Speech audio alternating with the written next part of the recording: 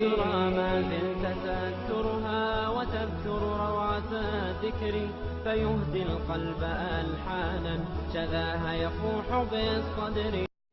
Daughters are so special that when a male marries a female, he is reminded constantly that who you have married is the special child of someone, dear to someone. So we tell the husbands that when you look at your wife, don't just look at her as your wife.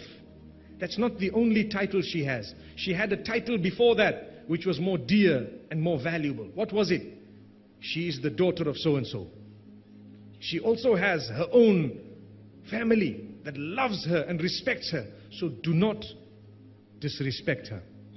Do not abuse her. Like they say, don't make her cry.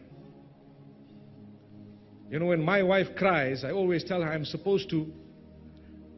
not supposed to allow you to cry. She says, I cry out of joy. MashaAllah. Okay, that's good. That's a good sign. So if you're crying out of joy and happiness, alhamdulillah. But if you're crying out of, sadness, you're stuck, there's no way forward, wallahi, Allah has heard the cry of a wife and a daughter. If you take a look at Surah Al-Mujadalah, named after a woman who came through in order to present her case to Muhammad sallallahu alaihi wasallam, where the husband became disinterested in her. Listen to this, and inshallah I will end on this note. I tell you, very interestingly, there was a woman known as Khawla binti Tha'laba radiyallahu anha. So what happened to her is, she was married, and mashallah, a pretty beautiful woman, next thing expecting, she has a child, and when you have a child, what happens? Subhanallah, people forget that you've now born children, you've graduated into a new level of, motherhood now, and so on. You will not be the same girl you used to be 20 years back. Things have to change. Perhaps you may change in so many ways. You become wiser, and perhaps you may even become a little bit heavier. May Allah subhanahu wa ta'ala grant us ease.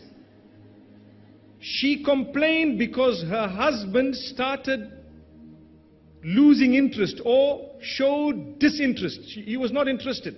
And he started saying whenever she was trying to get his attention, he would say, you're just like my mother, man.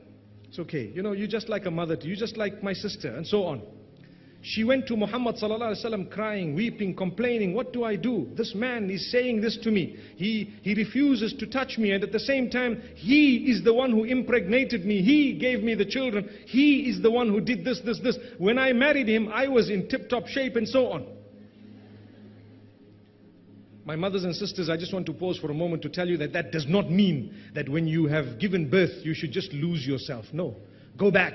You will be able to retain a lot if you work on it. May Allah subhanahu wa ta'ala help us. Whether they are sit-ups, leg-ups, whatever you want to call them, they work. Trust me, they actually work. Dedicatedly. So don't use a hadith in order for you to throw yourself, to the side. No. Work on it.